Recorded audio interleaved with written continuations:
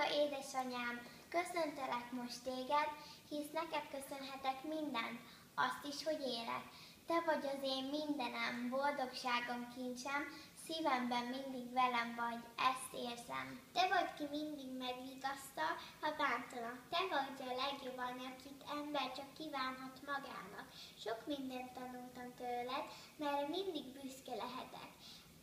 És bármikor emelhetsz fölvel közlekedhetek. Tudom, nehéz az élet, ezt is megtanultam én, de mi itt vagyunk egymásnak, ezért nem félek én. Veszem az akadályokat, mert keménynek neveltél, és remélem mindig büszkén szemléltél.